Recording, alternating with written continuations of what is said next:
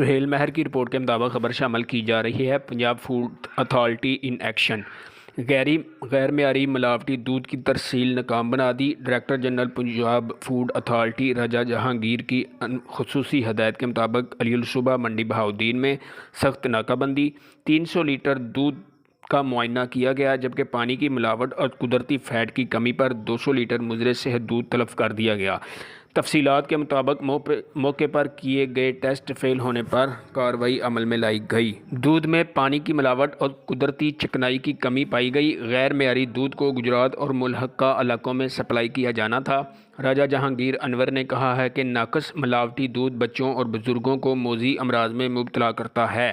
گھر میں استعمال کیے جانے والے دودھ کو استعمال سے قبل پنجاب فوڈ اتھارٹی کے دفتر سے ٹیسٹ لازمی کروائیں۔ عوام الناس تک معیاری دودھ کی یقینی فراہمی کے لیے فوڈ سیفٹی ٹیمیں دن رات سرگرم ہیں۔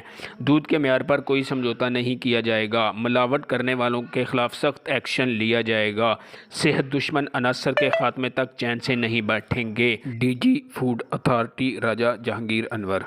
کیمرہ مین علی بٹ کے ساتھ سہیل مہر، نیوز 4 گوجرانوالہ۔